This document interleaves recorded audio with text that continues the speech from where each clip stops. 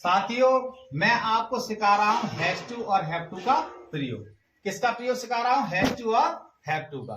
Has to का और have to का प्रयोग हम जब करते हैं किसी भी क्रिया के बाद, देखो ये जाना क्रिया है, पीना क्रिया है, काटना क्रिया है, किसी भी क्रिया के बाद अगर पढ़ता है, पढ़ती है, पढ़ते हैं शब्द आ जाए, या फिर ना था, नी थी, ने थे, ना है, नी है, ने है आ जाए, क्या आएगा साथियों? ना है, नी है, ने है आएगा। मतलब पढ़ता है, पढ़ती है, पढ़ते हैं, या ना है, नी है, ने है आएगा। तो आपको प्रयोग एक वचन कर्ता के लिए, मतलब एक वचन सब्जेक्ट के लिए हैज टू का, और बहुवचन सब्जेक्ट के लिए किसका प्रयोग करना है? हैव टू का।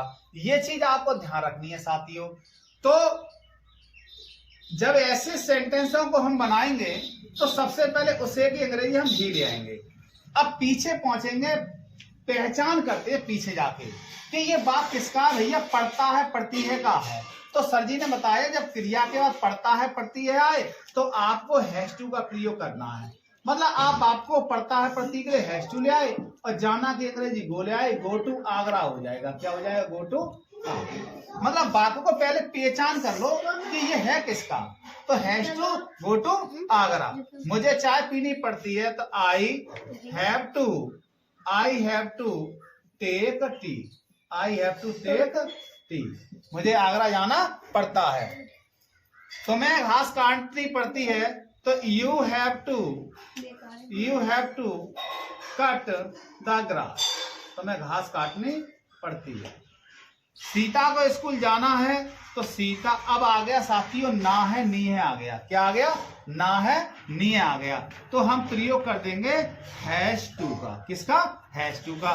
Go to school. इस प्रकार से मतलब ना है, नी है आए तो भी हमें हैज टू और हैव टू का प्रयोग करना है।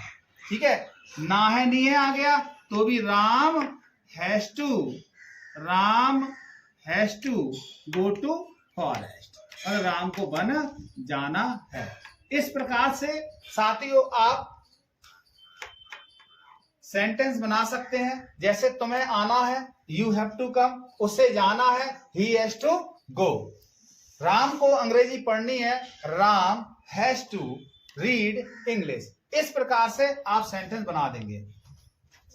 साथियों अगर ये बात आपके निगेटिव हो, जैसे राम को घर नहीं जाना है, राम को घर नहीं जाना है, या उसे आगरा नहीं जाना है, तो आप इस नहीं की अंग्रेजी आप हैज और टू के बीच में यहां नॉट लगा देंगे। ठीक है, अगर यहां पर नॉट नहीं है तो ये नहीं हट जाएगा।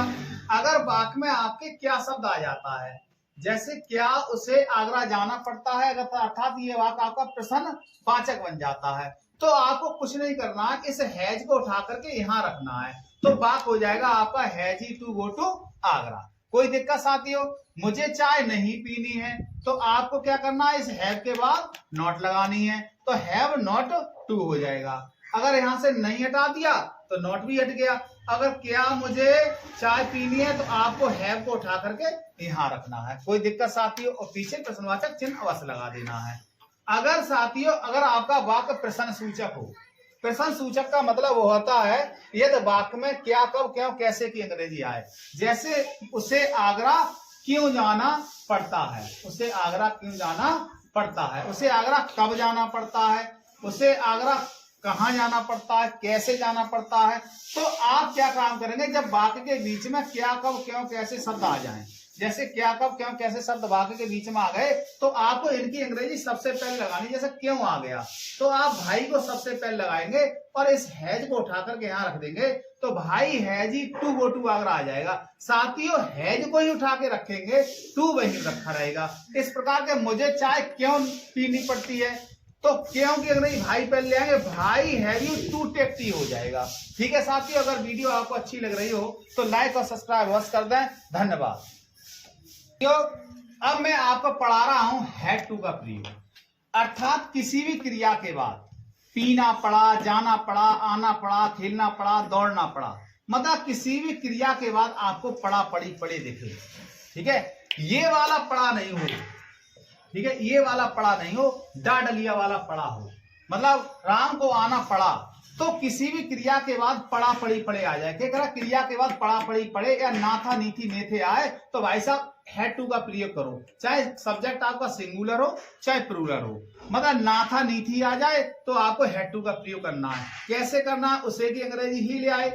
इस पढ़ा पढ़ी के लिए हम किसका प्रयोग करते हैं, हैड टू का। हमें सब्जेक्ट एक वचन हो चाहे बहुवचन हो, मतलब सिंगुलर हो या प्लूरल हो, तो आपको हैड टू का प्रयोग करना है। He had to take tea, उसे चाय पीनी पड़ी। जो साहब बन गया बात, क्या दिक्कत है। राम को आना पड़ा, Ram had to come, Ram को आना पड़ा। उसे घर जाना पड़ा, he had to go home, उसे घर जाना पड़ा। साथियों एक चीज ध्यान रखेंगे आप, यदि आपके वाक्य में घर जाने की बात हो तो यहां हम टू का प्रयोग नहीं करते हैं। तुम्हें पत्र लिखना था, मतलब you had to write a letter, you had to write a letter. तो मतलब ना था नी थी ने थे आए तो भी हैड टू का प्रयोग, और पढ़ा पढ़ी पढ़े आए तो भी हैड टू का प्रयोग।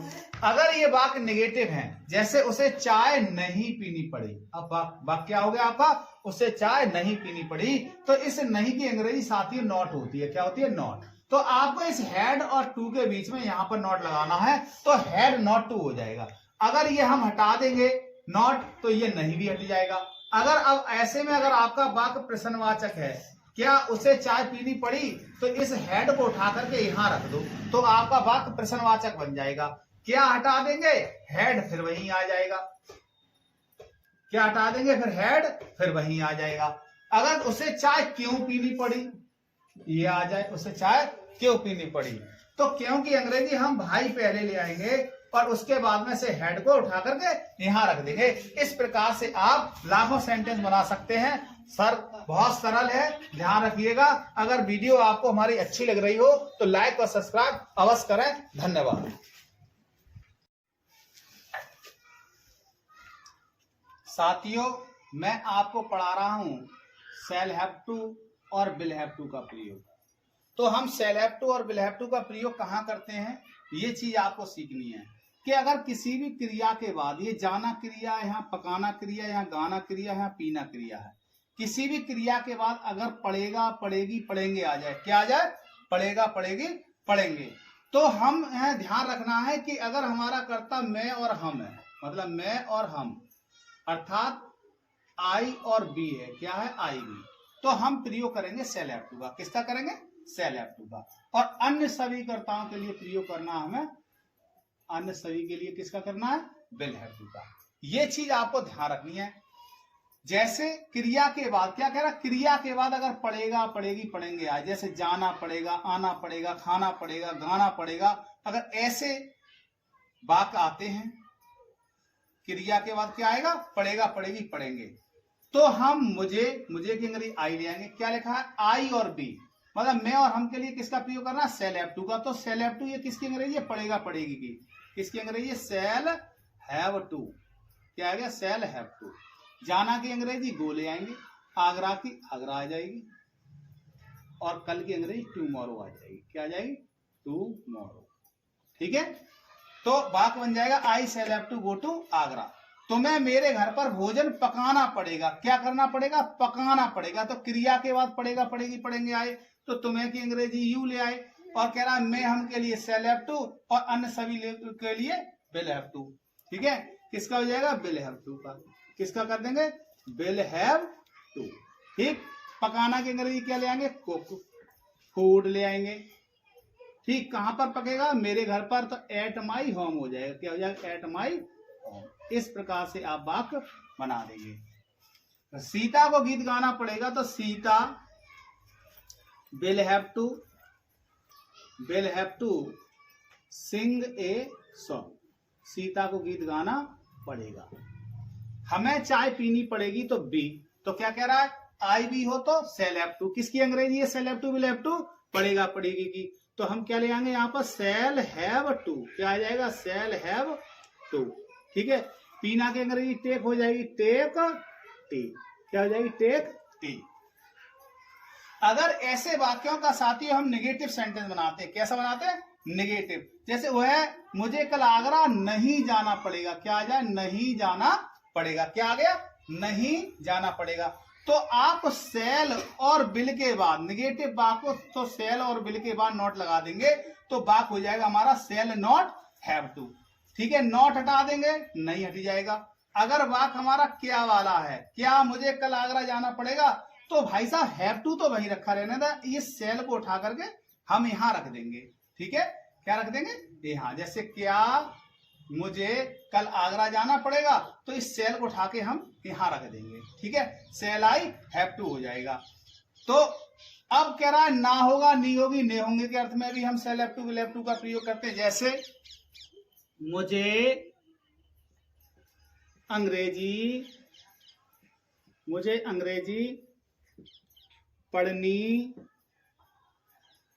पढ़नी होगी, मुझे अंग्रेजी पढ़नी होगी।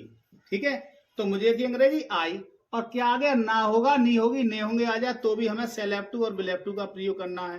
तो I shall have to read English, क्या आ जाएगा, I shall have to read English. इस प्रकार से हम सेंटेंस बना सकते हैं, इस प्रकार से सभी वाक्य हम बना सकते हैं। धन्यवाद साथियों, अगर वीडियो हमारी अच्छी लग रही हो तो लाइक और सब्सक्राइब अवश्य करें। धन्यवाद। अब मैं आपको पढ़ाने जा रहा हूं अबाउट टू का प्रयोग। किसका, अबाउट टू। साथियों इसको हम बी अबाउट टू बोलते हैं। बी एक वर्ब है जिसमें इज, एम, आर और अबाउट टू का हमें प्रयोग करना है। किसका करना, इज, एम, आर और अबाउट टू। मतलब इज, एम, आर और बाजवर आता है इस बी में, ऐसे समझ लीजिए आप। तो आपको जब कभी भी वाला है, वाली है वाले वाक्य बनाने हैं, मतलब किसी भी क्रिया के बाद वाला है, वाली है, खरीदने वाला है, खेलने वाले हैं, वाले थे, मतलब किसी भी क्रिया के बाद वाला है, वाला हूं, वाली है, वाले थे, मतलब वाला है, इस प्रकार से शब्द आ जाए। क्या आ जाए, ये शब्द आ जाए। किसी भी क्रिया के बाद वाला है, वाली है, वाले हैं, तो हम is, am, are, about to का प्रयोग करते हैं। अगर आपका कर्म एक वचन है तो इज ले आएंगे, मैं है तो एम ले आएंगे, और बहुवचन है तो आर, उसके बाद अबाउट टू का प्रयोग कर देंगे। इसी तरीके से यहां पर भी अगर एक वचन और मैं है आपका सब्जेक्ट तो आप बाज ले आएंगे, और बहुवचन है तो आप बर ले आएंगे। ठीक है, तो सही में आ गया। तो क्रिया के बाद क्या है, जाने वाला हूं। तो सर जी ने क्या बताया, अगर वाला है, वाली है, वाला हूं आ जाए तो एक वचन के लिए इज अबाउट टू, और मैं के लिए एम अबाउट टू। तो क्या आ जाएगा, एम अबाउट टू। क्या आ जाएगा, एम अबाउट टू। ये किसकी अंग्रेजी है, एम अबाउट टू। वाला हूं, वाला है, वाली है के लिए हम is, am, are, about to का प्रयोग कर देते हैं। तो एम अबाउट टू आ गया। जाना की अंग्रेजी क्या आएगी, गो। और कहां जा रहा है, घर। तो घर जाने के लिए कभी हम टू का प्रयोग नहीं करते हैं। तुम पुस्तक खरीदने वाले हो, तो तुम क्या है, बहुवचन, और बहुवचन के लिए क्या कह रहा है, आर अबाउट टू। तो हमें वाला है, वाली में किसका प्रयोग करना, आर अबाउट टू। किसका प्रयोग करना, आर अबाउट टू। खरीदने अंग्रेजी क्या है, buy, B U buy a book. मैं पुस्तक खरीदने वाला हूं। कोई दिक्कत साथियों। अब वाला था, वाली थी आ गया, तो वाला था, वाली थी के लिए हमें किसका प्रयोग करना है, बाज अबाउट टू का और बर अबाउट टू का। मतलब अगर आपका कर्ता एक वचन है और मैं है तो आप लगाएंगे बाज अबाउट टू, और बहुवचन करता है तो लगाएंगे बर अबाउट टू। तो लड़के कैसा करता है, बहुवचन, तो हम द बॉयज ले आएंगे, द बॉयज। अब कर देंगे बर अबाउट टू का, क्योंकि बहुवचन के लिए किसका करना है, बर अबाउट टू का। तो बर अबाउट टू, बर अबाउट टू। खेलना की अंग्रेजी क्या, प्ले इन द फील्ड। अब लड़के मैदान में मैच खेलने वाले थे। मैं स्टेशन पहुंचने वाला था, तो आई आ गया। अब क्या कह रहा है, आई एक वचन है और मैं हो तो किसका प्रयोग, बाज का। तो आई वाज अबाउट टू हो जाएगा। क्या हो जाएगा, अबाउट टू। तो ये बाला था, वाली थी की अंग्रेजी है बाज अबाउट टू। साथियों ध्यान रखना, I was about to reach माने पहुंचना।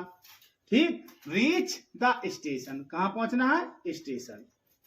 कोई दिक्कत। जब ऐसे वाक्यों का हम नेगेटिव सेंटेंस बनाएंगे, जैसे मैं घर नहीं जाने वाला हूं, क्या कह रहा है, मैं घर नहीं जाने वाला हूं, वाक्य नेगेटिव हो गया। ठीक, तो आप इजेमआर और बाजवर के बाद नॉट लगा देंगे। I am not about to हो जाएगा। क्या हो जाएगा? I am not about to. अगर वाक्य आपका इंट्रोगेटिव है, क्या मैं घर जाने वाला हूं, तो इस एम को उठाकर यहां रख देंगे तो हो जाएगा वाक्य am I about to go to home, go home. ठीक है, नॉट हटा देंगे, नहीं हट जाएगा। ठीक है, क्या हटा देंगे, तो ये एम वहीं के वहीं आ जाएगा। जैसे तुम पुस्तक नहीं खरीदने वाले हो, तुम पुस्तक नहीं खरीदने वाले हो, तो you are not about to हो जाएगा। ठीक है, नॉट हटा देंगे। क्या तुम पुस्तक खरीदने वाले, तो आर को उठा करके यहां रख देंगे तो हो जाएगा are you about to buy a book, पीछे प्रश्नवाचक चिन्ह लगा देंगे। कोई दिक्कत साथियों? अगर कोई दिक्कत लग रही हो तो बता देना। ठीक है, धन्यवाद।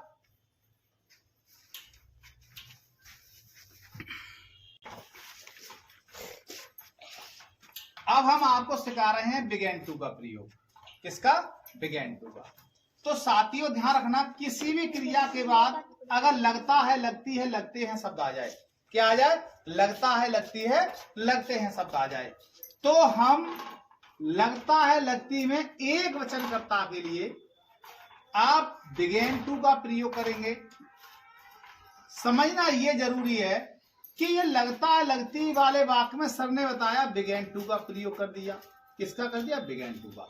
अब एक चीज आपको ध्यान रखनी है कि ऐसे वाक्यों को हम प्रेजेंट इंडेफिनिट की तरह बनाते हैं, अर्थात ये प्रेजेंट इंडेफिनिट के ही है, पर लगना की अंग्रेजी आपको बिगेन लगानी है। अब भैया करता आपका कैसा? एक वचन, तो बिगेन्स हो गया। ठीक है, बिगेन्स टू बीप कर दो। क्या कर दो? बीप। इस प्रकार से लगता लगती में हम किसका प्रयोग करेंगे? बिगेन का। अर्थात एक वचन करता है आपका तो एस लगा देंगे। अब करता आपका बहुवचन है तो आप लगता वाले वाक्य में सिर्फ बिगेन का प्रयोग करेंगे, बिगेन का। बिगेन टू रीड, क्या कर देंगे? Begin to read. इस प्रकार से वह मुझे देखकर डरने लगती है, तो सी BEGIN और पीछे लगा दिया एस। एस क्यों लगाया? क्योंकि सब्जेक्ट हमारा सिंगुलर है। सी बिगेन्स टू फियर, वह डरने लगती है। सी बिगेन्स टू फियर, मुझे देखकर, तो सीइंग मी, क्या कर देंगे? सीइंग मी, मुझे देखकर। जब कर शब्द आ जाए, देख कर, खा कर, तो उस वर्ब में हम ING लगा देते हैं। सीइंग मी, मुझे देखकर। ठीक है, खाना खाकर, तो ईटिंग फूड।